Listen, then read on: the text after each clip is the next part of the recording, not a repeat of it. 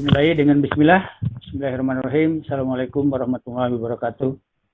Waalaikumsalam warahmatullahi wabarakatuh. Waalaikumsalam warahmatullahi wabarakatuh. Ya. Setelah kita panjatkan syukur kepada Allah Subhanahu Wa Taala bahwa pada siang dan sore ini ya kita bisa bertemu melalui online dalam suasana kebatinan yang sama-sama rindu ingin ketemu secara fisik. Selanjutnya sama dengan Ibu pemakalah terdahulu tadi, saya ucapkan terima kasih kepada semua pihak yang sudah menyelenggarakan acara webinar ini sehingga terselenggara dengan baik. Dan juga secara khusus kepada Ajur dan Sektur PGMI yang saya hormati, yang sudah memfasilitasi, memberikan izin dan juga sekaligus nanti menghargai webinar ini sebagai satu yang saya hormati, moderator yang saya bantu.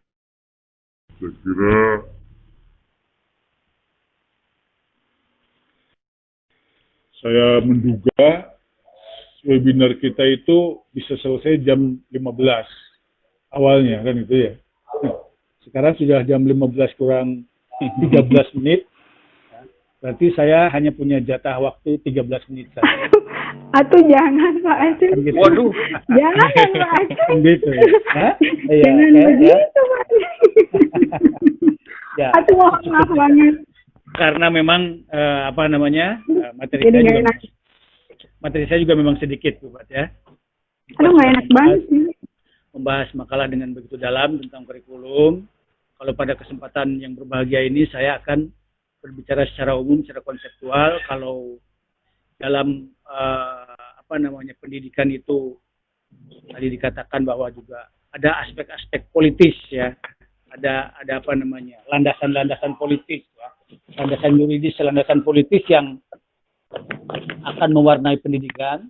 Nah, dalam konteks ini saya akan sedikit berbicara tentang bagaimana posisi pendidikan Islam ya, baik secara yuridis ataupun secara politis dalam konteks kenegaraan di negara kita Republik Indonesia ini. Sehingga saya mengambil tema pendidikan Islam dalam subsistem dalam sistem pendidikan nasional gitu ya. Atau kalau tadi Bupat sudah menyoroti tentang bagaimana praktiknya salah satu komponen dari pendidikan itu kurikulum. Saya sekarang berbicara tentang landasan, saya kira ya, landasan pendidikan kita, tinjauan dari secara yuridis dan secara politis saya kira ya, sebab yuridis itu tidak bisa lepas dari politik. Ya, moderator saya kira langsung aja ke PowerPoint supaya kita fokus ya. PowerPoint-nya terlihat Pak? Saya sudah share PowerPoint-nya. Belum nih, baru anu aja. Ya, sudah. Oke. Oke, kelihatan ya. Oke, kelihatan. Kalau di laptop muncul nggak ya? Oh ya, oke, baru muncul di laptopnya. Telat kuotanya. Telat kuotanya rupanya ya. Sinyalnya berbeda ya. Kalau di Karya Mulia ini sinyalnya mungkin lama ya. Nah, sekali lagi bahwa materi yang akan saya sampaikan ini secara singkat, tentunya tidak memerlukan waktu panjang, asal bisa dengan baik ya. Akan melihat posisi atau akan melihat kedudukan pendidikan Islam dalam sistem pendidikan nasional. Ya. Terus Pak Heru langsung aja ke slide yang berikutnya, slide yang pertama segera. Oke, buka aja semua. Oke, kita lihat di sini. Berbicara tentang sistem ya. Tadi saya katakan pendidikan Islam dalam sistem pendidikan nasional. Berarti yang akan kita bicarakan terlebih dahulu di sini adalah berbicara tentang sistem yang lebih besar, yaitu sistem pendidikan nasional. Dilihat sistem berasal dari bahasa Yunani. Ya.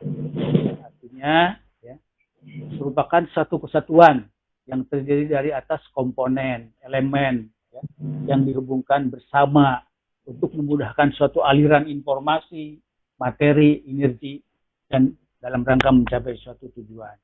Kita lihat. Sistem adalah sekelompok elemen yang terintegrasi dengan maksud yang sama untuk mencapai suatu tujuan. Sistem adalah kumpulan komponen yang saling berinteraksi untuk mencapai tujuan yang diinginkan. Sebentar Pak Syarul, jangan dulu naik ya, jangan dulu pindah. Jadi kalau kita melihat pengertian sistem di sini, memang ada juga orang yang mengartikan sistem itu sebagai kayak seperti apa dikatakan sebagai metode, nah, gitu. Yang dibahas atau yang ditekankan di sini oleh saya adalah bukan itu yang dimaksud, bukan metode. Tapi sistem adalah suatu kumpulan komponen, ya, yang dimana di dalam komponen itu mendapat atau mempunyai tujuan maksud yang sama dalam mencapai satu tujuan. Jadi itu sistem yang dimaksud, ya. Sistem adalah kumpulan komponen yang saling berinteraksi untuk mencapai tujuan yang diinginkan. Kalau umpamanya dalam tubuh kita, ya, dalam tubuh kita katakan tubuh kita itu sebagai suatu sistem tubuh kita, maka di dalam tubuh kita ada komponen-komponen, ada tangan, ada mulut, ada hidung, ada kaki, ada jantung, paru-paru, dan lain sebagainya, komponen-komponen yang komponen situ dikatakan di sini terintegrasi, ya, terintegrasi, menyatu, gitu kan. Dalam rangka apa? Semuanya itu untuk mencapai satu tujuan. Nah, kalau dalam sistem tubuh kita itu berarti untuk mencapai tujuan hidup kita secara fisik. Nah, di dalam tubuh kita ada tangan, ada kaki, ada mulut, ada otak, dan lain sebagainya. Nah, itu yang disebut sistem itu satu itu keseluruhan, ya, keseluruhan dari komponen-komponen tadi, gitu ya. Itu pengertian atau maksud sistem yang akan kita bicarakan pada tema sore ini. Oke, silakan lanjutkan. Slide-nya silakan lanjutkan, Teru. Next slide-nya. Lalu ya, oke. Tadi dikatakan bahwa sistem itu adalah suatu kesatuan yang terdiri daripada komponen-komponen yang terintegrasi dalam mencapai tujuan. Maka ciri sistem itu satu, mempunyai tujuan. Tadi tujuannya jelas, ya. Kalau diibaratkan umpamanya tubuh kita itu tentu, ya, tangan kita bekerja, mulut kita bekerja, napas kita, paru-paru kita bekerja, kaki kita bekerja. Semuanya bekerja untuk menunjang kehidupan. Ya. Tujuannya adalah menunjang kehidupan fisik kita. Nah, gitu loh, ya, kehidupan kita. Jadi ada tujuan. Dalam sistem itu ada tujuan yang tadi dikatakan ingin dicapai bersama oleh komponen-komponen tadi. Ya. Kemudian mempunyai batasan. Nah, dikatakan batasan begini. Tangan itu punya batasan-batasan tertentu. Punya tujuan-tujuan tertentu, punya kemampuan-kemampuan tertentu, punya fungsi-fungsi tertentu. Mata punya fungsi sendiri, telinga punya fungsi sendiri, kaki punya fungsi sendiri, dan mereka sama-sama punya keterbatasan. Gak bisa tangan digunakan untuk melihat, gitu kan? Ketika kita disuruh mengambil sesuatu sambil memejamkan mata, maka tangan kita akan gegerayang. Gak bisa sekaligus mengambil kecuali dengan diraba-raba. Karena apa? Karena fungsinya terbatas, gitu ya.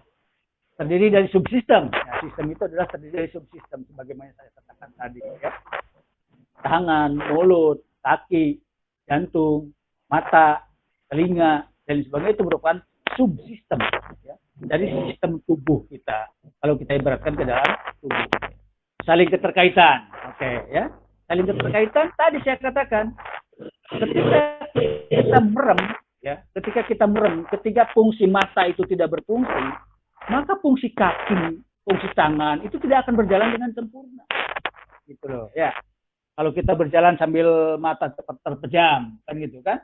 Umpamanya, mohon maaf, bagi orang-orang yang tunanetra umpamanya, kan begitu.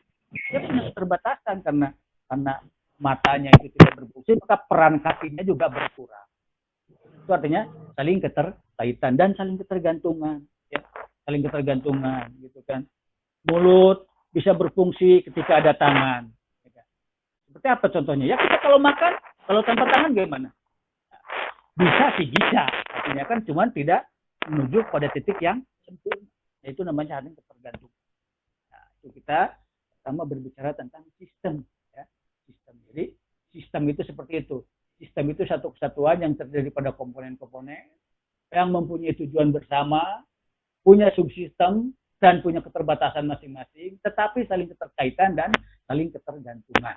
Nah, itu yang disebut dengan sistem. Ya. Next.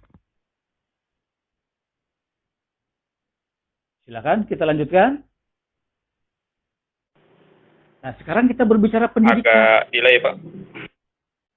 Lama ya. Pendidikan kan gitu ya. Nah, kita pendidikan, sekarang tadi berbicara sistem ya, kan sistem pendidikan. Nah, berarti kan lanjut nih ke kita berbicara tentang bahasan apa namanya ya, makna ya, maknanya kan. Ontologi ya.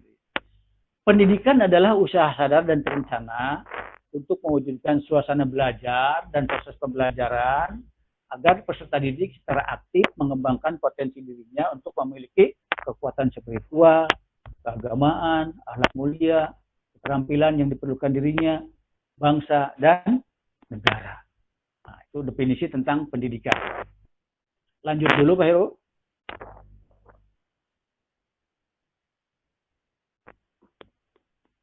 Oke, ya. Nih. Definisi tadi saya kira nanti walaupun kita lewat sepintas tapi nanti kita bisa diulang lagi gitu kan. Saya ingin mengatakan di sini gitu kan.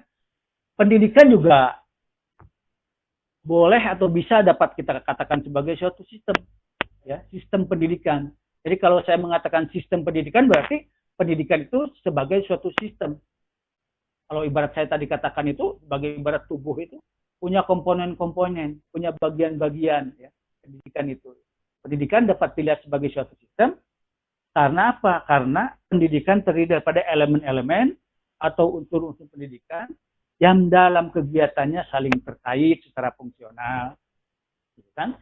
Sehingga merupakan satu kesatuan yang terpadu dan diharapkan dapat mencapai tujuan. Ya. Lanjutkan dulu Pak Heru.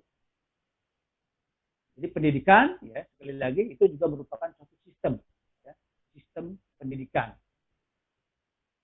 Nah, sekarang kita berbicara tentang sistem pendidikan nasional. Ya. Sistem pendidikan nasional. Apa yang disebut dengan sistem pendidikan nasional? Ya. Sistem pendidikan nasional itu adalah ya, keseluruhan komponen pendidikan. Nah, ini yang dari bawah dulu, kalau boleh lihat bacaannya, teksnya ya. Sistem pendidikan nasional itu adalah keseluruhan komponen pendidikan yang saling terkait secara terpadu untuk mencapai tujuan pendidikan. Itu sistem pendidikan nasional. Jadi sistem pendidikan nasional itu sekali lagi dia pendidikan sebagai suatu badan, ya, ibaratkan sebagai suatu tubuh tadi itu merupakan suatu tubuh, suatu badan, suatu keseluruhan yang mempunyai komponen-komponen. Apa saja komponen-komponennya? Ya, tentu itu sangat luas. Dan sangat tergantung dari mana kita memandang komponen tadi. Ya, nanti kita coba terapkan. Ya.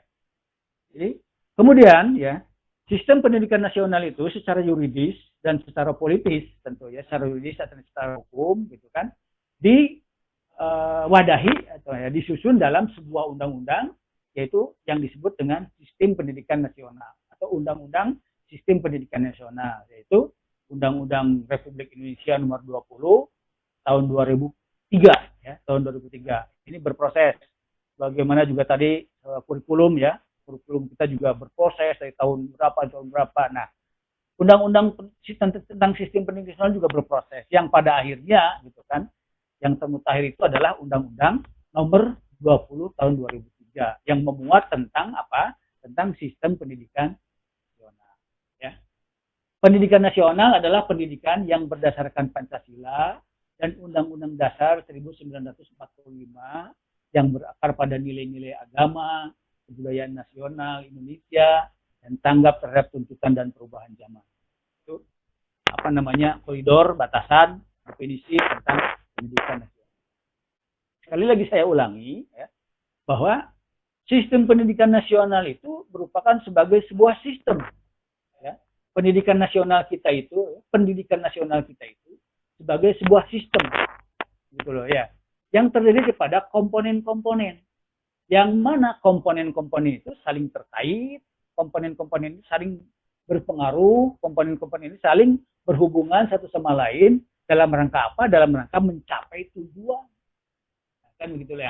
Dalam rangka mencapai tujuan tertentu, kan gitu ya. Silakan lanjutkan. Atau nanti sama slide-nya lanjutkan dulu ke tujuan, kan gitu ya. Nah, kan gitu ya.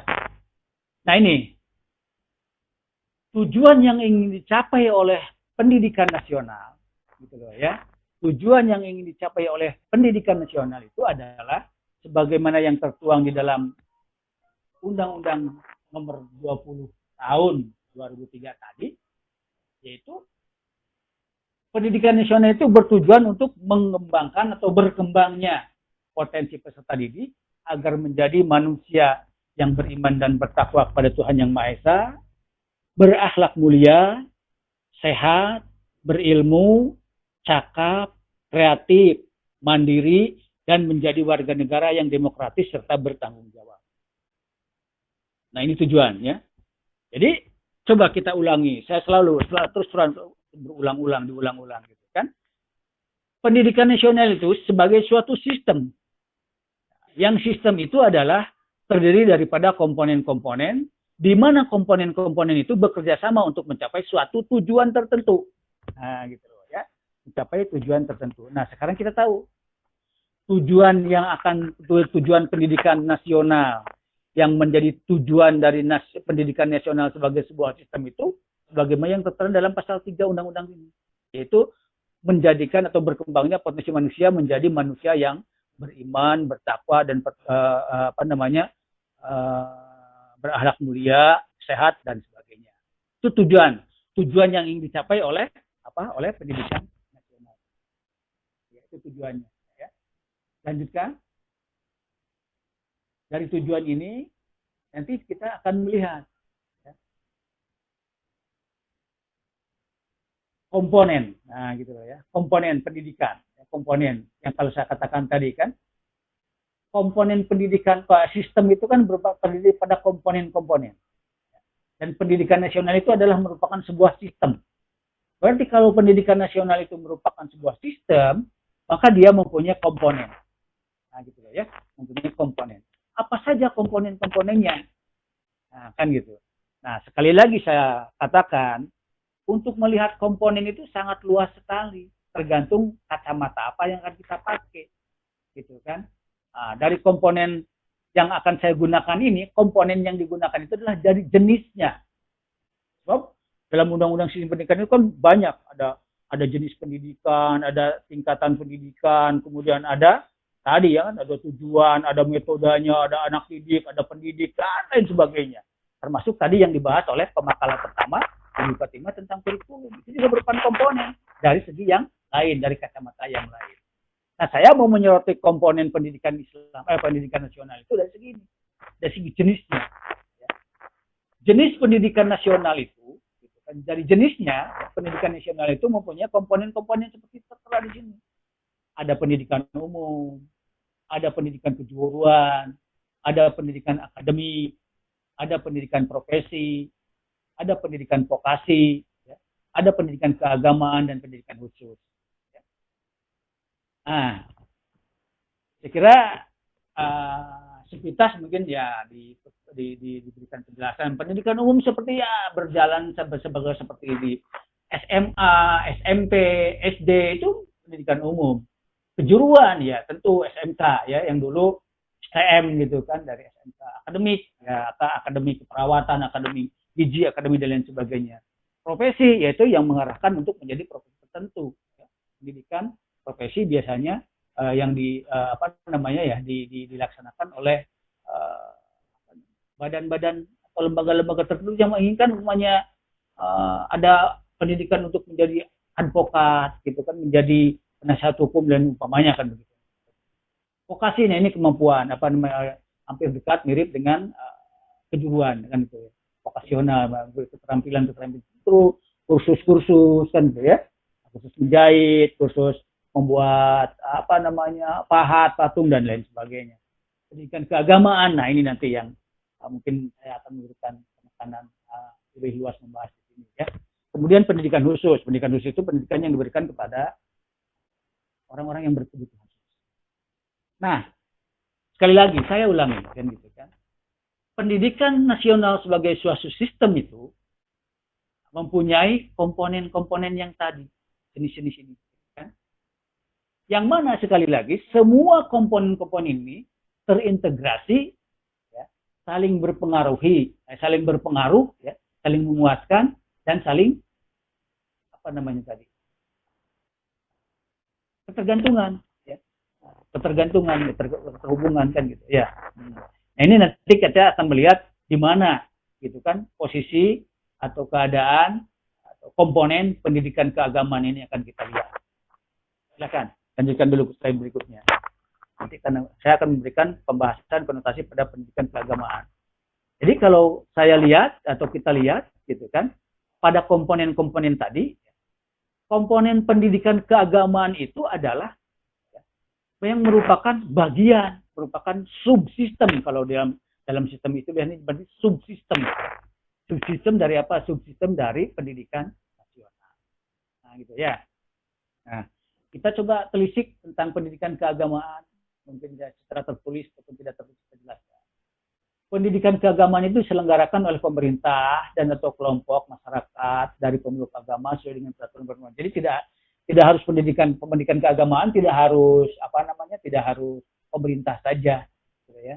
Tapi juga bisa diselenggarakan oleh kelompok-kelompok masyarakat, jadi kelompok-kelompok masyarakat. Pendidikan keagamaan.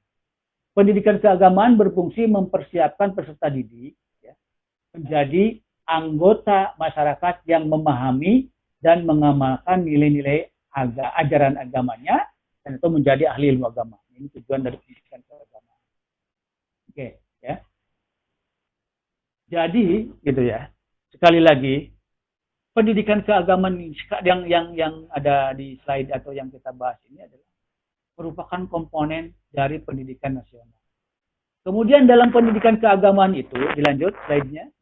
Dalam pendidikan keagamaan itu ada pendidikan agama Islam atau ada pendidikan Islam. Sebab tadi kan pendidikan keagamaan diselenggarakan pada jalur pendidikan formal, non formal, informal. Kemudian lanjutkan Pak Heru barangkali.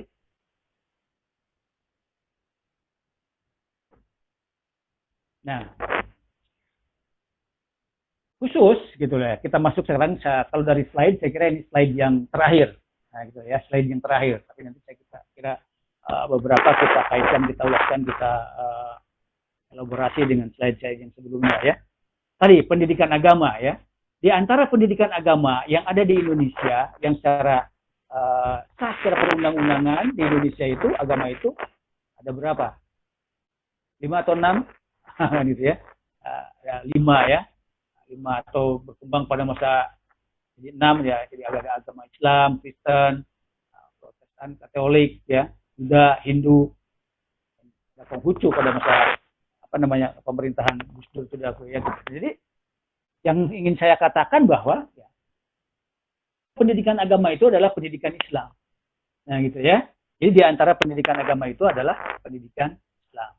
Di mana pendidikan Islam itu adalah merupakan suatu proses pembimbingan atau pimpinan secara sadar oleh pendidik terhadap perkembangan jasmani dan rohani anak menuju terbentuknya kepribadian yang utama. Nah, yang utamanya itu manusia yang baik, yang berkepribadian muslim, berakhlak mulia, dan menjadi hamba Allah.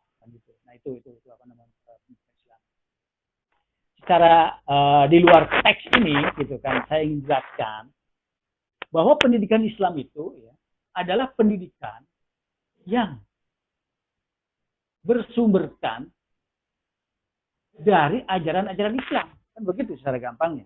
Ya, bersumberkan dari ajaran-ajaran Islam. Kalau tadi dalam Undang-Undang Sistem Pendidikan Nasional dikatakan bahwa pendidikan itu adalah usaha sadar ya untuk menciptakan manusia Indonesia yang bla bla bla bla. Nah, maka dalam konteks pendidikan Islam juga pendidikan Islam itu adalah usaha sadar, nah gitu ya. Secara sadar tadi oleh pendidik dan oleh lembaga-lembaga pendidikan Islam terutama gitu. Untuk menuju pada perkembangan jasmani dan rohani menuju terciptanya terbentuknya manusia yang berkepribadian utama. Kepribadian utama itu bertakwa kepada Tuhan Yang Maha Esa, ada kriterianya kan, yang baik, berkepribadian muslim, akhlak mulia, menjadi hamba Allah dan lain sebagainya. Saya kira banyaklah definisi-definisi yang menjelaskan kepada kita tentang pendidikan agama Islam atau pendidikan Islam, ya, pendidikan Islam yang mana kalau saya bisa membedakan, menguraikan tentang pendidikan Islam itu gitu ya. Jadi ada pendidikan Islam yang tadi yang saya katakan, pendidikan yang bersumber kan, dari ajaran-ajaran Islam, artinya proses pelaksanaan pendidikan, ya, pendidikan Islam itu adalah proses pelaksanaan pendidikan yang bersumber dari ajaran-ajaran Islam. Ajaran Islam itu apa? Ya, ajaran Islam itu, sumber ajaran Islam adalah Al-Quran, Al-Hadis, dan ijma qiyas, ijtihad itu. Itu adalah pendidikan Islam. Tapi saya, ada juga pengertian pendidikan Islam itu adalah pendidikan agama Islam. Ada, gitu kan? Ada pendidikan Islam, ada pendidikan agama Islam. Kalau pendidikan agama Islam itu lebih spesifik lagi, gitu kan, kepada proses pendidikan yang mengajarkan agama Islam, gitu loh. Yang mengajarkan agama Islam. Kalau pendidikan Islam itu pendidikan yang diambil konsepnya dari ajaran Islam. Kalau pendidikan agama Islam, pendidikan yang mengajarkan agama Islam. Nah, makanya dalam pendidikan kita ada istilah disebut dengan PAI, pendidikan agama Islam. Yang di dalam PAI itu diajarkan. Ya, ada cara belajar sholat, cara belajar baca Al-Quran, cara beribadah. Kan? Nah, itu adalah pendidikan agama Islam. Nah, gitu loh. Ya. Nah, kalau pendidikan Islam itu lebih umum, lebih konseptual, lebih teoritis. Dan itu lebih teoritis. Itu proses pendidikan yang dalam proses pendidikannya mendasarkan diri pada ajaran-ajaran Islam. Jadi kalau tadi Ibu berbicara kurikulum, nah, pendidikan Islam itu kurikulumnya juga harus berbasiskan Islam. Kurikulumnya gitu kan. Muridnya harus seperti apa gitu kan. Gurunya harus bagaimana. Batasan-batasan, aturan-aturan, etika-etika yang ada pada kurikulum itu harus mendasarkan pada ajaran Islam. Itu namanya kurikulum pendidikan Islam. Nah, gitu. Nah, di sini ya. Jadi itu yang disebut dengan pendidikan Islam. Nah, jadi pendidikan Islam itu adalah sebagai subsistem, ya, sebagai subsistem dari sistem pendidikan nasional, ya, dari sistem pendidikan nasional. Nah, gitu ya. Sekali lagi, Pak Heru, mohon maaf, moderator, supaya kita mengkaitkannya secara teksnya juga nyambung. Saya minta teks diulangi dari atas, dari sistem, gitu ya, dari sistem. Mohon maaf. Oke. Kita lihat kembali, Sebentar. kita kaitkan lagi. Oke, yang kedua, yang pertama, yang kedua, lanjut. Yang kedua,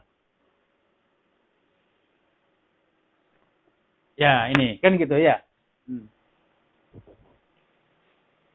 Saya ulangi gitu kan, mempunyai tujuan. Nah, gitu kan tadi sudah saya katakan ada tujuan pendidikan nasional yang ingin dicapai oleh pendidikan kita itu.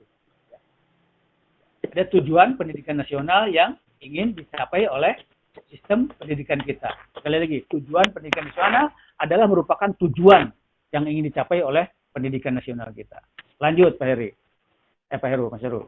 Ya, tujuan itu kan, ingat, tujuan pegang bahwa ada tujuan. Terus lewat dulu. Lanjutkan. Tujuan. Tolong lihat, kita lihat tujuan. Lewat Peru. Satu lagi. Ya, oke, tujuan. Kita lihat tujuan pendidikan nasional. Inilah formulasi, inilah konsep, gitu kan. Inilah formulasi tujuan yang ingin dicapai oleh pendidikan nasional sebagai suatu sistem, kan gitu ya, sebagai suatu sistem. Nah, saya katakan sekali lagi, gitu kan, kalau melihat posisi dalam konteks sistem, dalam konteks sebuah sistem, lingkaran sistem, pendidikan Islam merupakan subsistem. Pendidikan Islam merupakan komponen. Pendidikan Islam merupakan bagian dari sistem pendidikan nasional. Sebab dalam tujuan dalam pendidikan nasional tadi ada jenis pendidikan. Jenis pendidikan itu ada jenis pendidikan agama. Nah, agama itu agama Islam. Berarti pendidikan Islam itu posisinya, kedudukannya adalah sebagai subsistem, sebagai bagian dari sistem pendidikan nasional. Yang mana subsistem-subsistem itu punya tugas yang sama. Jadi pendidikan Kristen, pendidikan Islam, pendidikan Buddha, ya, pendidikan Konghucu, dan pendidikan-pendidikan agama lain juga, sebagai komponen pendidikan nasional, punya tugas yang sama untuk mencapai tujuan pendidikan. Gitu kan? Dari segi jenisnya tadi, ada pendidikan umum, ada pendidikan vokasional, ada pendidikan khusus, gitu kan? Ada pendidikan, apa namanya tadi itu, keterampilan, dan lain sebagainya. Ada pendidikan keagamaan. Nah, komponen-komponen itu punya tujuan yang sama, punya maksud, punya tugas yang sama, yaitu untuk mencapai tujuan pendidikan nasional. Kan gitu. Nah, mari kita lihat di mana di antaranya, gitu kan? Tugas pendidikan Islam. Jadi, kalau saya ulang ke awal pembicaraan saya, ketika berbicara tentang tubuh kita, tangan punya tugas, mulut punya tugas fungsi, hidung juga punya tugas dan fungsi masing-masing. Yang mana tugas masing-masing itu tidak akan pacorok, ya, tidak akan pacorok. Tetapi tugas masing-masing itu sangat saling mendukung, kan begitu. Sistem itu kan tadi terintegrasi, ya. Saling terkait, saling mendukung dalam satu integrasi sistem. Nah, pendidikan umum, pendidikan kejuruan, pendidikan vokasional, pendidikan agama, nah itu semuanya komponen yang punya tugas untuk mencapai tujuan pendidikan nasional ini. Gitu kan. Itu subsistem, komponen, elemen yang punya tugas mencapai tujuan pendidikan ini. Nah, sekarang kita coba telusuri di mana tugas utama kita sebagai pendidikan Islam itu. Ya. Pendidikan Islam kalau lihat dari tujuan di sini, gitu kan, untuk berkembangnya potensi peserta didik agar menjadi manusia yang beriman dan bertakwa kepada Tuhan Yang Maha Esa, berakhlak mulia, itu tugas pendidikan Islam atau itu tugas pendidikan keagamaan. Bukan hanya pendidikan keagamaan Islam, tetapi semua pendidikan keagamaan yang merupakan subsistem dari pendidikan nasional itu punya tugas itu. Punya tugas mewujudkan manusia Indonesia yang beriman dan bertakwa kepada Tuhan Yang Maha Esa dan berakhlak mulia. Ya, gitu. Ya. Bukan berarti tidak harus sehat. Bukan berarti tidak harus berilmu, bukan begitu gitu loh ya. Tetapi sekali lagi komponen-komponen itu kan punya tugas masing-masing, punya fungsi masing-masing, punya keterbatasan masing-masing. Itulah ya. Jelas ya. Jadi di sini posisinya, di sini kedudukannya ya. Pendidikan Islam itu sebagai subsistem, pendidikan itu sebagai komponen yang bisa, yang punya tugas terutamanya adalah mewujudkan manusia Indonesia yang beriman dan bertakwa dan berakhlak mulia. Itu tugasnya. Itu fungsinya. Itu fungsi pendidikan Islam. Nah gitu ya. Nah, tetapi sekali lagi teman-teman atau para peserta seminar yang saya hormati, gitu ya. Sistem itu tidak bisa berdiri sendiri. Komponen-komponen itu tidak bisa bekerja sendiri. Gitu ya. Tidak bisa bekerja sendiri. Sekarang kita dalam tubuh kita umpamanya ya, dalam tubuh kita umpamanya. Kita hanya memberi vitamin itu, memberi asupan itu hanya untuk vitamin jantung saja, umpamanya kan begitu kan. Hanya untuk jantung saja.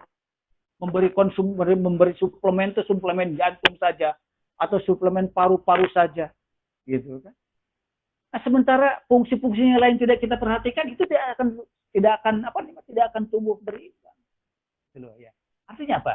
Artinya karena subsistem itu saling terkait, saling terhubung, dan saling mempengaruhi, gitu loh ya. Maka, kan, keberlangsungan komponen-komponen itu, berjalannya komponen-komponen itu juga harus sama, gitu loh, ya, harus sama. Gak bisa kita umpamanya memberi makanan kepada tubuh kita itu hanya makanan yang akan menumbuhkan rambut, umpamanya kan begitu ya. Hanya akan menumbuhkan rambut. Wah, berarti yang tumbuh pada badan kita rambut semua kalau begitu. Ya kan? Badan yang lainnya, tangannya mungkin tidak berkembang dengan sehat, matanya tidak berjalan dengan bagus melihatnya gitu loh ya. Artinya suplemen konsumsi atau katakanlah asupan ya, asupan yang diberikan kepada tubuh kita itu harus seimbang. Supaya apa? Supaya fungsi-fungsi dari komponen-komponen tubuh kita itu seimbang. Begitu. Nah, sekarang kita lihat pendidikan Islam kita. Nah, kan? Pendidikan Islam itu yang kalau dalam kelembagaannya kan gitu ya. Pendidikan Islam ini terutama ya, pendidikan Islam atau pendidikan agama katakan ya, pendidikan agama saya kira semua ya, pendidikan keagamaan ya, pendidikan agama. Ya. Pendidikan agama itu kan berada di bawah naungan Kementerian Agama. Kan gitu ya. Berada di bawah naungan Kementerian Agama. Nah, gitu ya. Nah, sehingga apa namanya? Asupannya, gizinya gitu loh ya. Gizinya untuk pendidikan Islam ini nih atau untuk pendidikan keagamaan ini sangat ditentukan oleh gizi yang dimiliki oleh Departemen Agama, oleh Kementerian Agama. Kan gitu ya. Nah, ini politis di sini kan gitu. Karena saya katakan tadi dari awal pembahasan saya ini lebih pada landasan yuridis dan landasan politik. Kan gitu. Pendidikan agama itu akan tumbuh subur manakala gitu loh ya, manakala dia diperlakukan sama seperti komponen-komponen yang lainnya. Kan gitu ya. Sekarang, tadi saya sudah mulai menerapkan kan, pendidikan agama bertanggung jawab umpamanya terhadap menciptakan manusia yang beriman dan bertakwa serta berakhlak mulia, umpamanya begitu ya. Kemudian ini yang bertanggung jawab terhadap kesehatan masyarakat siapa nih? Nah, kan gitu kan? Ya tentu ada pendidikan-pendidikan yang lain. Ada tadi ada vokasional kan, ada vokasional, ada akademik tadi kan, akademi olahraga mungkin ada kan. Nah ini yang bertugas memberikan pengetahuan umum ini siapa? Itu ada lembaga pendidikan, nah, itu SMA dan lain sebagainya. Nah kalau kita bandingkan nih, ya, maaf Heru nggak apa-apa standby aja itunya, apa namanya? Lainnya nggak apa-apa standby kan? Kalau kita bandingkan, gitu loh ya. Kalau kita bandingkan, suplemen yang dimiliki, asupan yang dimiliki atau dalam hal ini ya katakanlah dana dukungan gitulah ya dalam konteks ini kan gitu kan. Anggaran yang diberikan oleh pemerintah kepada Kementerian Pendidikan yang khusus menangani pendidikan yang dimana umum dan sebagainya, pendidikan agama itu tidak ditangani oleh Kementerian Pendidikan loh. Pendidikan keagamaan itu berada di bawah pendidikan Kementerian Agama. Nah, sehingga di sini gitu kan, di sini asupan yang diterima oleh pendidikan Islam atau pendidikan keagamaan ini tidak sama dengan asupan yang diterima oleh pendidikan umum.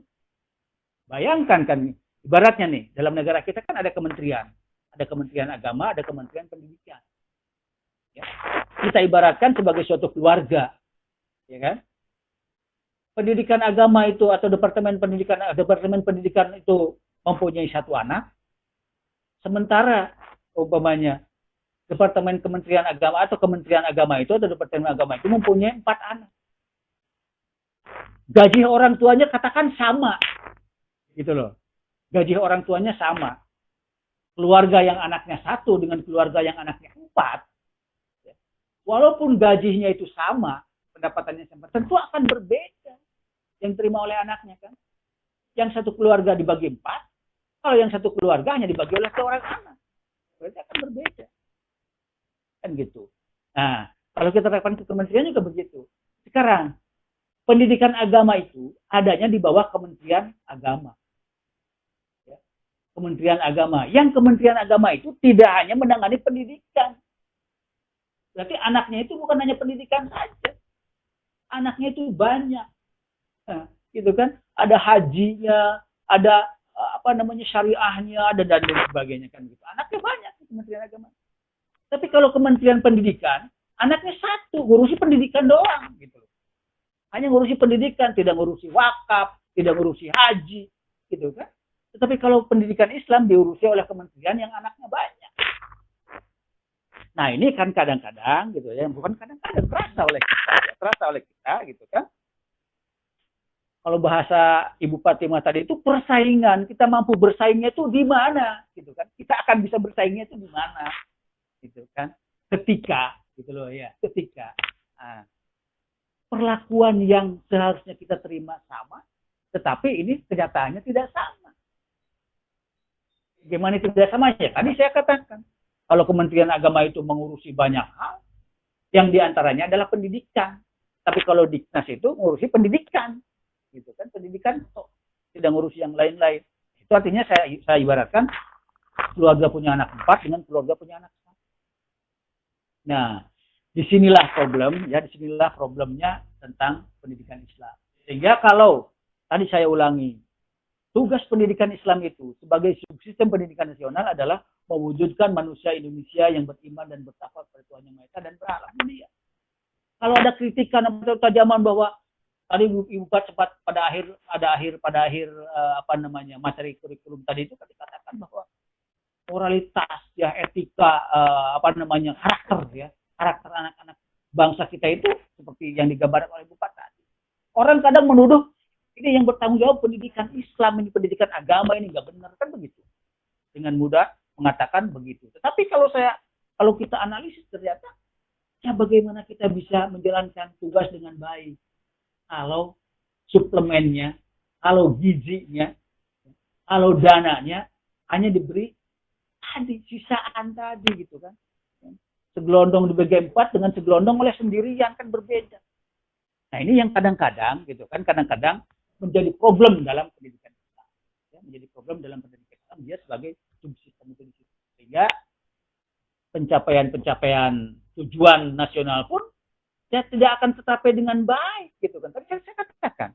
Jadi kalau tubuh kita itu akan bisa berfungsi dengan baik kalau anggota-anggota tubuh kita itu sama baik. Kalau satu aja sakit, saya punya bisul nih Pak Heru. Saya umpamanya punya bisul nih. Punya bisul, tahu semua saya bisul. Punya bisul nih di kaki, gitu kan. Saya yakin itu manastisnya kemana-mana, gitu kan. Panas dingin, bahkan mungkin jadi makan nggak enak, apalagi gara-gara bisul, gitu kan. Karena apa? Karena bisul itu ya sistem itu, dia subsistem gitu, mempengaruhi kepada sistem tubuh yang lain. Sama halnya pendidikan begitu kan. Sama halnya pendidikan. Ketika pendidikan Islam tidak diberlakukan dengan baik, ketika pendidikan Islam tidak bisa berjalan sesuai dengan kebutuhan dan keinginan, apalagi dikaitkan dengan 4.0 tadi gitu kan, 4.0 tadi yang Bupat bahas, apa tantangan pendidikan ke depan. Nah, sementara gitu kan, itu yang jadi problem kita. Jadi jangan heran kalau umpamanya kan sistem pendidikan kita atau tujuan pendidikan kita belum tercapai dengan baik. Kenapa? Karena memang subsistem pendidikannya belum dijamu dengan baik, belum diberi suplemen dengan baik, belum berjalan dengan baik. Itulah sistem. Nah, jadi para peserta webinar yang saya hormati dan saya banggakan, itu yang ingin saya katakan bahwa pendidikan nasional itu sebagai subsistem ya, yang mempunyai komponen-komponen di mana komponen-komponen itu saling mendukung, saling terkait, saling berhubungan, dan saling berpengaruh. Gitu kan. Komponen-komponen ini punya tugas untuk mewujudkan tujuan. Tujuannya adalah tujuan pendidikan nasional. Tujuan pendidikan nasional itu akan dicapai dengan baik manakala atau jika, gitu kan, komponen-komponen pendidikannya itu diberi suplemen dengan baik, diberi vitamin dengan memadai, gitu kan, dan sama, gitu kan. Artinya sama itu berkeadilan. Kita sering mendapatkan kesenjangan yang sangat jelas antara lembaga pendidikan yang dikelola oleh katakan madrasah. Contoh lah, madrasah ibtidaiyah dengan SD umpamanya. Madrasah ibtidaiyah dengan SD bangunannya selalu saja bagusan SD. Kan gitu ya. Bangunannya kan gitu ya, bangunannya. Nah, ini yang tantangan tadi yang dikatakan oleh Bupat itu tantangan kita nih yang kalau saya aplikasikan kepada pendidikan Islam itu, bagaimana kita harus bisa sama dengan orang yang bekalnya besar. Gitu. Jadi orang yang diberi makan sedikit harus sama dengan orang yang diberi makan besar. Kita harus sama begitu. Ya. Nah jadi sekali lagi ya, kita sebagai subsistem tetap punya tugas menopang, ya, mewujudkan tujuan pendidikan nasional, yaitu mewujudkan manusia Indonesia yang beriman dan bertakwa kepada Tuhan Yang Maha Esa dan berakhlak mulia. Minimalnya itu tugas pendidikan Islam. Tetapi bukan berarti tidak bertanggung jawab, bukan berarti orang pendidikan Islam itu tidak harus berilmu, tidak harus sehat, tidak harus bukan begitu artinya kan gitu. Semuanya juga itu menjadi tugas kita, menemukan suatu kesatuan. Tadi kan integrasi kan, integrasi. Tetapi kalau kita lihat secara sistemik, ya, secara sistemik itu artinya secara sistem per sistem, maka pendidikan Islam itu punya tugas tertentu, keterbatasan tertentu kan gitu. Karena dia sebagai sumber. Nah, itu yang ingin saya katakan. Tetapi sekali lagi kadang-kadang tuntutan, ya, tuntutan dari masyarakat ini lebih besar, gitu kan, lebih besar kepada pendidikan Islam. Terkait lagi kalau kita kaitkan dengan kondisi perkembangan apa namanya tadi itu etika, karakter ya, karakter masyarakat kita yang sempat tadi digambarkan sepintas oleh Ibu Fat, dan bisa kita renungi memang kondisinya seperti itu. Nah, saya kira itu yang ingin saya katakan, ya, yang ingin saya katakan dan ingin saya sampaikan pada seminar sore ini. Mudah-mudahan memberikan manfaat dan kita melihat, bisa menentukan, bisa meletakkan posisi kita di mana. Tapi bukan sebagai sesuatu yang harus membuat kita pesimis, kan? Sebagai tantangan kita adalah bagaimana kita menjadikan kita sebagai anak yang 4 ini sama dengan anak yang 1, kan, kualitas. Ya, kualitas. Saya kira begitu. Mohon maaf apabila ada hal-hal yang salah, kekurangan, dan kalau kesalahan itu mata-mata karena kelemahan tadi. Mudah-mudahan bermanfaat dan saya kembalikan kepada moderator. Terima kasih. Assalamualaikum warahmatullahi wabarakatuh. Waalaikumsalam warahmatullahi wabarakatuh. Waalaikumsalam warahmatullahi wabarakatuh. Terima kasih Pak Aceng. Mohon maaf untuk peserta atas nama Saifuddin. Mohon di mute mic-nya ya. Oke, terima kasih. Baik, teman-teman. Itu pemaparan dari Pak Aceng, pemateri kedua kita. Kita langsung lanjut untuk sesi tanya jawab ya, karena waktu kita sangat terbatas sekali. Jadi kita hanya mengakomodir 3 pertanyaan. Ya. Jadi silakan teman-teman mengajukan pertanyaan. Tolong jangan via WA atau via chat karena saya agak susah melihatnya. Jadi HP-nya lagi langsung pakai buka lagi. aja mic-nya. Iya. HP-nya lagi dua-duanya, pakai. Pak. Iya, Sama dua-duanya tadi dia lagi dipakai. Iya. Jadi saya bingung kalau lagi di chat. Jadi teman-teman bisa langsung buka mic-nya, kemudian sebutkan nama, identitasnya, dan bertanya kepada siapa. Ya, apakah pemateri pertama atau pemateri kedua, dan kemudian baru menyebutkan pertanyaannya ya. Silakan buat teman-teman. Assalamualaikum, izin bertanya Pak. Ya. Waalaikumsalam. Ini dengan siapa? Silakan disebutkan. Sebelumnya selamat sore Ibu dosen dan Bapak dosen yang saya hormati. Dan selamat sore juga buat teman-teman yang saya banggakan. Perkenalkan, nama saya Ari Hartono, mahasiswa PGMI semester 5C. Mohon izin menyampaikan 2 pertanyaan, boleh Pak? Diperbolehkan mungkin. Baik Pak, terima kasih. Pertanyaan pertama buat Ibu dosen, Ibu Fatimah. Bagaimana penerapan kurikulum 2013 di masa pandemi COVID-19 ini? Terima kasih. Pertanyaan kedua buat Bapak Aceng. Mungkin ini pertanyaan bukan dari saya pribadi, mungkin ini pertanyaan perwakilan dari teman-teman semua mahasiswa PGMI. Yang ingin saya tanyakan Pak, apakah lulusan PGMI bisa mengajar di sekolah dasar atau SD yang dikomandoi oleh Menteri Pendidikan? Terima kasih. Wassalamualaikum warahmatullahi wabarakatuh. Baik, mungkin Langsung dijawab aja kali ya, Bapak Ibu. Jadi sambil menunggu pertanyaan yang lainnya, kita langsung jawab aja. Mungkin yang pertama ke Bu Pat ada. Halo Bu Pat. Halo. Assalamualaikum. Waalaikumsalam. Jelas ya suara kita saya? pertama, iya jelas Bu. Jadi mungkin ada pertanyaannya, bagaimana kurikulum dalam masa pandemi COVID ini? Mungkin bisa langsung dijawab Bu Pat. Oke, bismillahirrahmanirrahim. Terima kasih Mas Ari. Iya Bu, Ya. sama-sama. Kita ketemu ya di sini.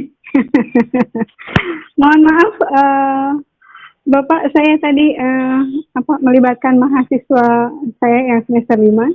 Saya batasi hanya 10 orang. Jatah saya bilang, boleh masuk tapi hanya 10. Jadi saya mohon maaf, saya mohon izin karena ada mahasiswa saya yang semester 5. Pertanyaannya bagus sekali. Bagaimana penerapan kurikulum 2013 di masa pandemik? Ya, memang sebetulnya kalau kita bicara tentang masa pandemik ini adalah masa yang bisa ada sisi plus minusnya ya.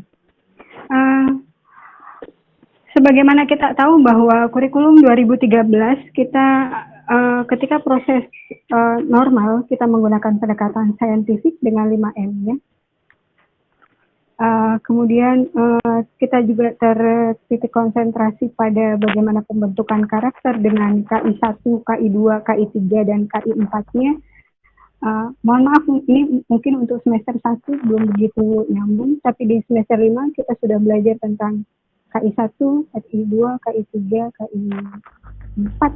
Mohon maaf, 1, 2, 3, 4 maksud saya KI-nya. Kemudian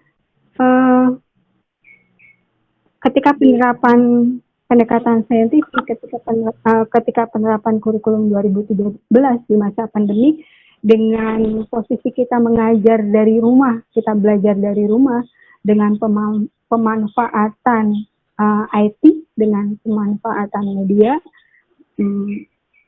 itu kita bisa mendesain proses pembelajaran kita itu lewat medsos, lewat IT tadi, lewat perkembangan. Itu baik dari sisi penyampaian tujuan pembelajarannya, kemudian dari sisi proses penyampaian kontennya, kemudian dari sisi evaluasinya. Jadi ketika memang jujur secara pribadi saya belum menerapkan itu, tetapi mohon maaf, yang tidak baik dari saya jangan ditiru ya teman-teman. Yang tidak baik dari saya atau teman-teman jangan ditiru.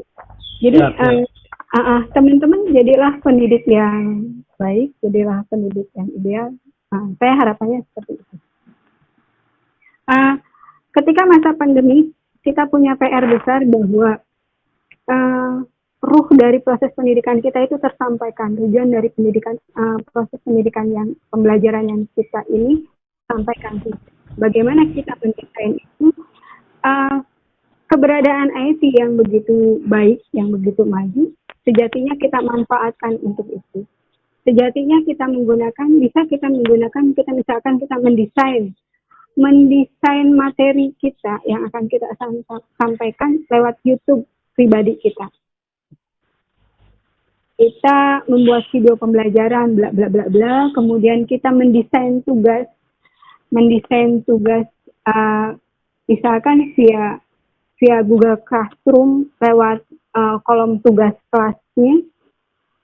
Tentunya ketika di kolom tugas kelas itu kan ada ketentuan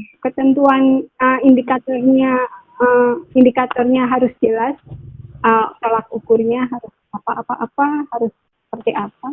Nah, kalau kita melakukannya proses pendekatan saintifik, maka bisa saja misalkan teman-teman kemudian ketika materi disampaikan, ketika tujuan pembelajaran disampaikan lewat misalkan Google Classroom bahwa tujuan pembelajaran hari ini kita akan bla bla bla bla bla, indikator capaiannya adalah bla bla bla bla.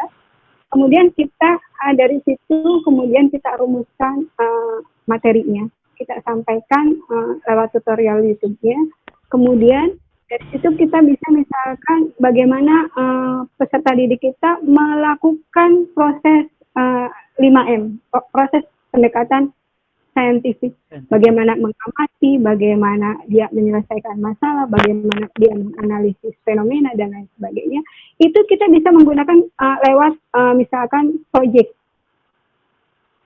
lewat project based learning-nya kah, ataukah lewat misalkan problem based learning-nya, problem solution-nya. Bagaimana kita meramu itu? Tentunya kita harus mendesain tugas itu, mendesain tugas yang kita berikan ke mahasiswa pada tataran seperti itu. Jadi, apakah kita lewat PBL-nya atau kita lewat PJBL-nya? Indikatornya harus jelas. Itu ya. Kemudian, ketika ada ranah yang harus diselesaikan oleh peserta didik lewat proyek atau lewat PBL, lewat problem solving-nya, itu kan di situ anak mengamati, menganalisis, kemudian mengkomunikasikannya lewat tulisan laporan atau lewat misalkan laporan via YouTube, audio visual misalnya.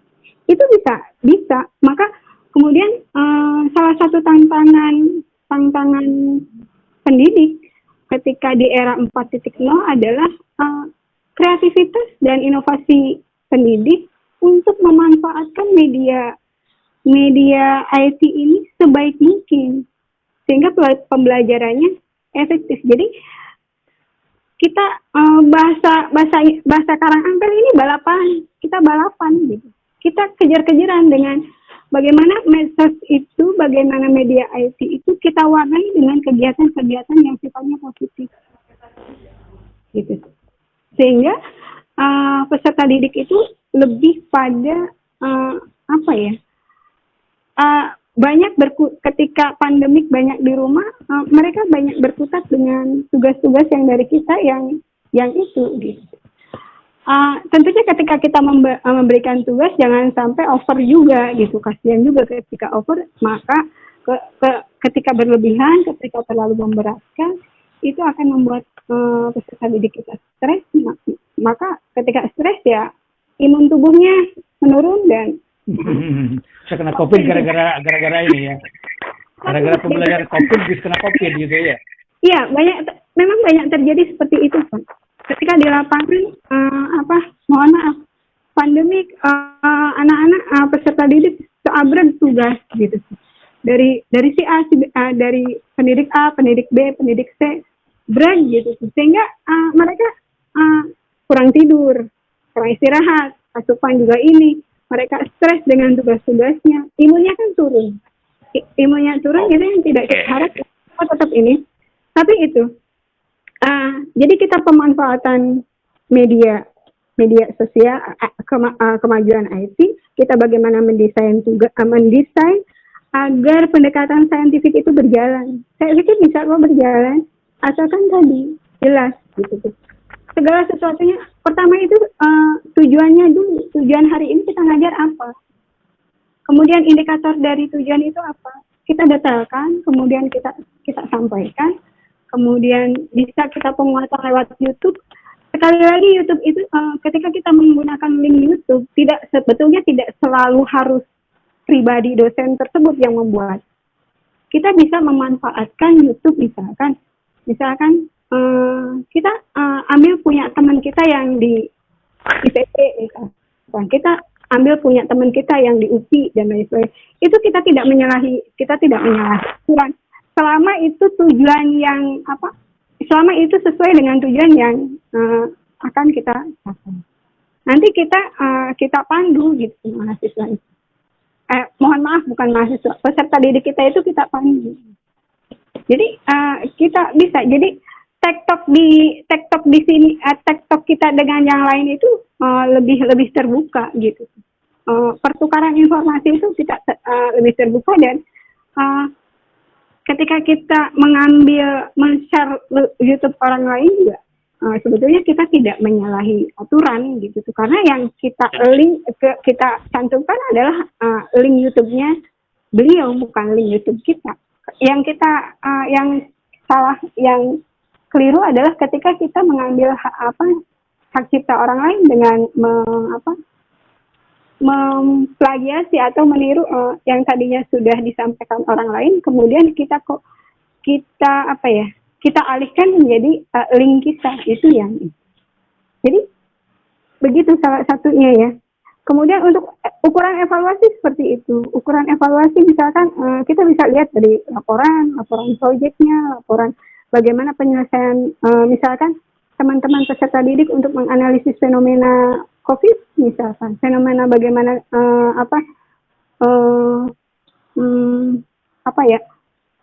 pergerakan ekonomi di masa pandemi, misalkan dan lain sebagainya. Itu kan pendekatan saintifiknya masuk. Di situ juga ada. Tapi ya tadi harus ada ini. Sekali lagi jangan pernah niru yang tidak baik dari saya. Karena jujur. Jadi mungkin intinya pemanfaatan teknologi digital dalam kondisi COVID ya kali ya. Ini sangat dalam pembelajaran maupun evaluasi gitu ya. Iya, ini sangat memberi ruang sekali sebetulnya Pak ketika itu. Kemudian saya melihat di sini ketika kita memberi ruang itu, maka kan ketika kita pakai kurikulum 2013, kita kan pakainya inquiry learning ya. Kita itu kan pakainya inquiry learning. Apalagi di tataran mahasiswa, inquiry learning itu ini ya. Kemudian di inquiry learning ini sangat terbuka sekali ketika bagaimana proses critical thinking, komunikasi kolaborasinya, kreativitas. Jadi saya lihat ini sebetulnya bukan sesuatu yang menjadi penghalang bagi penerapan kurikulum 2013. Iya, dan kalau nggak salah, pemerintah juga mengeluarkan kurikulum darurat untuk menanggapi COVID kali ini. Jadi kalau nggak salah ada beberapa press materi, jadi ada materi-materi yang dihilangkan, dikurangkan, sehingga hanya materi-materi inti saja yang diajarkan di SD, SMP, atau SMA. Iya. Kalau nggak salah seperti itu ya Bu ya? Makanya di era 4.0, kemudian apalagi sekarang di era COVID, salah satu yang menjadi tantangan kita, yang harus kita ini, saya balik lagi ke konten materi hari ini adalah, salah satunya adalah bagaimana kurikulum kita itu harus fleksibel dengan tadi mutu yang tidak merata, kemudian apalagi hari ini gitu.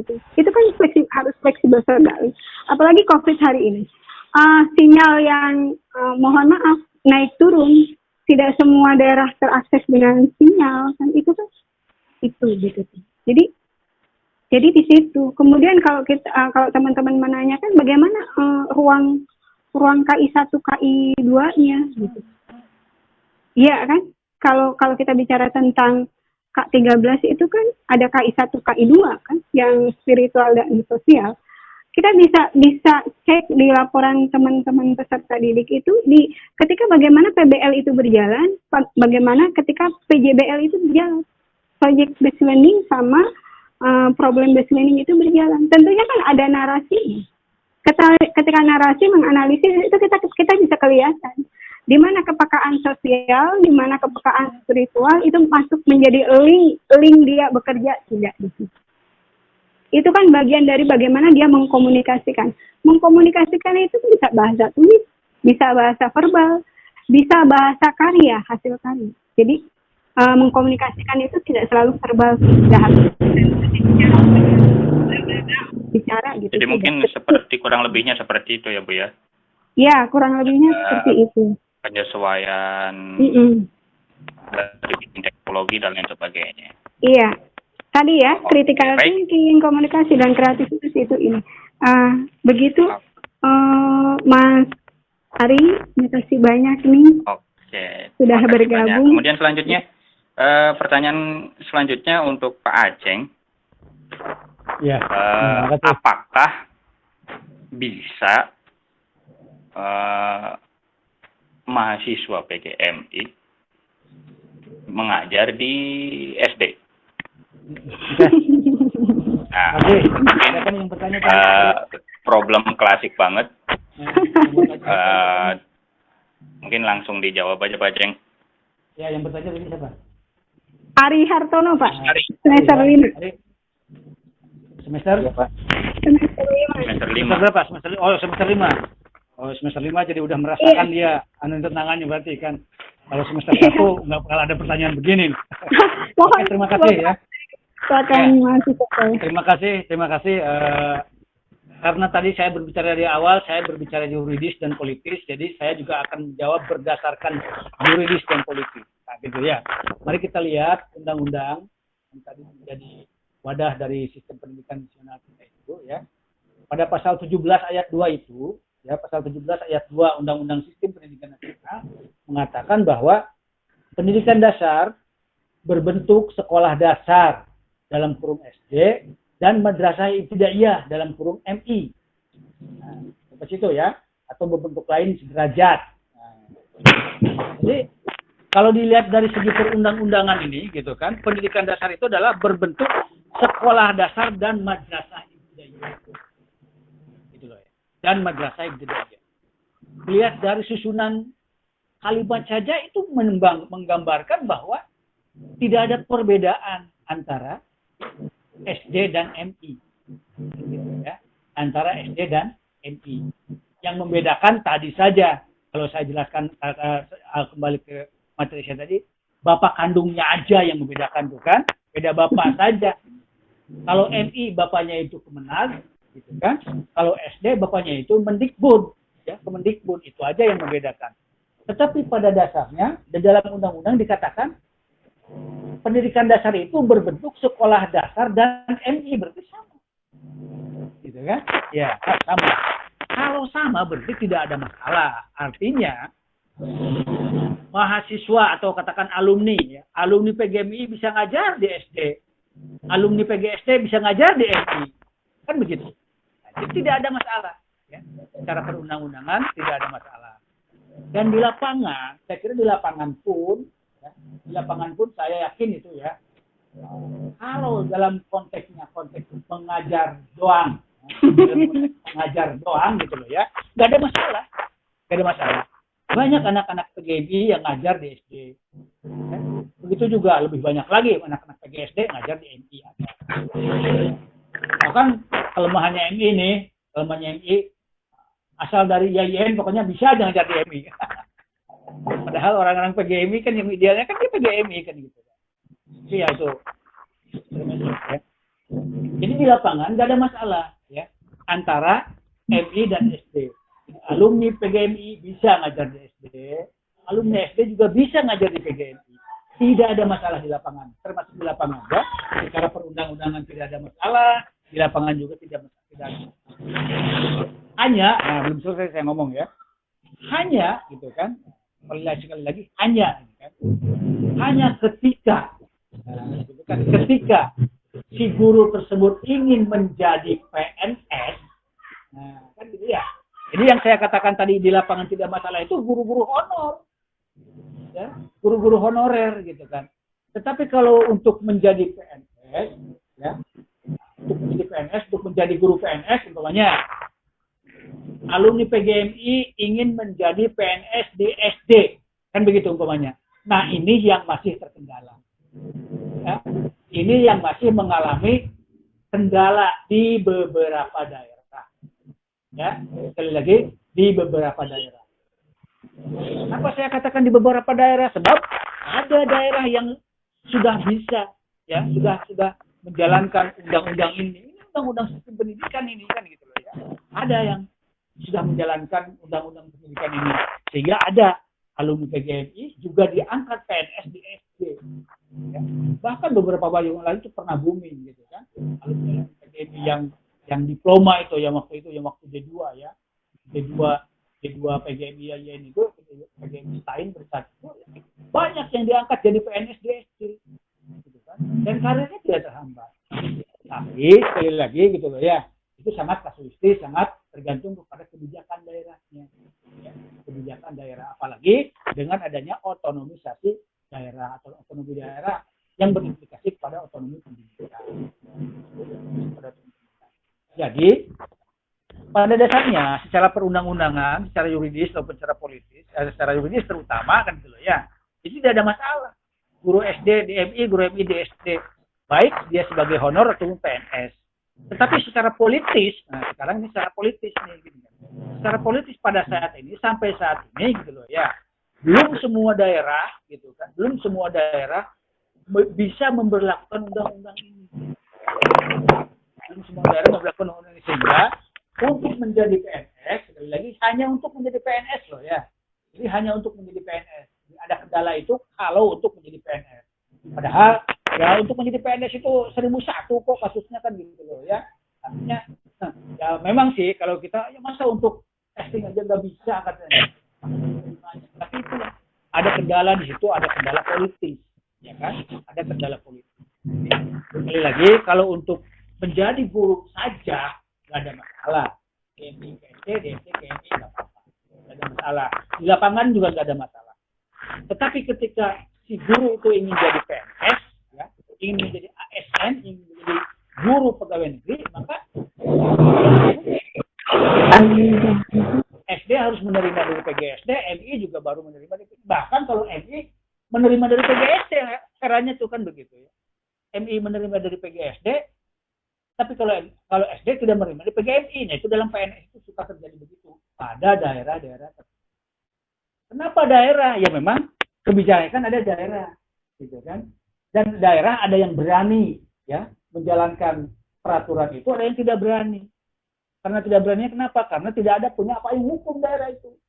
Tidak punya payung hukum ya. Payung hukumnya apa? Payung hukumnya itu harus ada peraturan pemerintah yang dikeluarkan. Nah, jadi secara politis ya untuk menjadi PNS gitu kan. Dari PGMI ke SD itu masih ada kendala.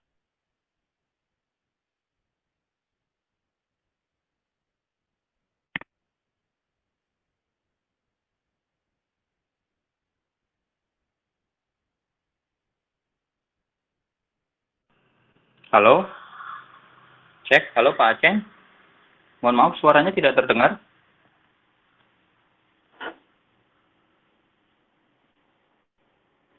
Halo? Halo Pak Aceh.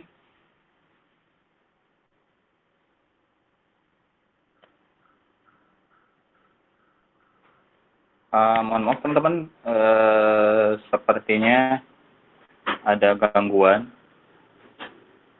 Halo Pak Aceh.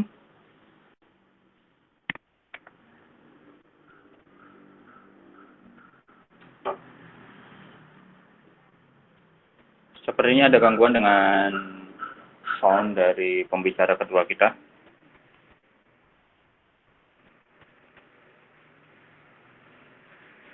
Oke, agak sambil menunggu sound dari Pak Aceng ada perbaikan.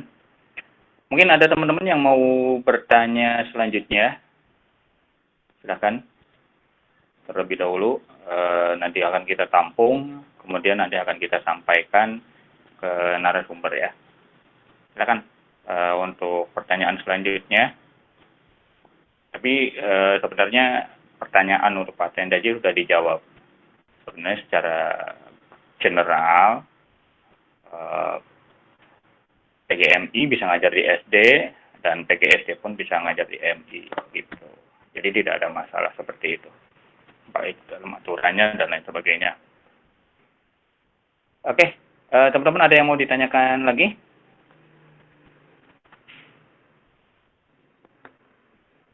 Halo? Ada yang mau ditanyakan lagi kah? Kalau tidak ada yang ditanyakan, saya kira kita cukupkan di sini. Karena waktu juga udah menunjukkan jam 4 sore. Oke, saya tunggu teman-teman.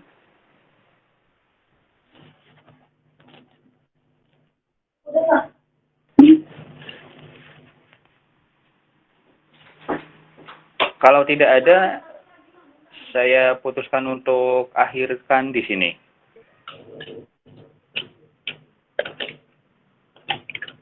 Silakan teman-teman, barangkali ada yang mau ditanyakan. Iya, kalau emang tidak ada yang ditanyakan, saya akhirkan di sini karena waktu juga udah terlalu sore. Kita udah mulai dari jam 1 siang tadi. Oke, sepertinya tidak ada pertanyaan ya. Baik, saya kira saya akhiri di sini. Tadi juga walaupun Pak Aceh yang terputus, tapi saya kira jawabannya udah terjawab. Sebagian besar jawabannya tersampaikan. Saya ucapkan terima kasih kepada narasumber kita kali ini, kepada Bu Fatima, kemudian juga kepada Pak Aceh. Dan hari ini mohon maaf untuk narasumber yang ketiga kita, Pak Haji Masnun, MAG, tidak bisa hadir karena beliau berhalangan sakit. Tidak mungkin bisa kita lanjutkan di web series selanjutnya. Dan terima kasih buat teman-teman yang sudah bergabung dan sudah masuk ke kelas webinar series ini. Mudah-mudahan teman semua mendapatkan apa yang bisa mendapatkan hal yang bermanfaat dari webinar series ini. Terima kasih untuk semuanya. Kurang lebih mohon maaf. Acara kita hari ini akhiri sampai di sini. Wabillahi taufiq wal hidayah. Wassalamualaikum warahmatullahi wabarakatuh. Waalaikumsalam warahmatullahi wabarakatuh.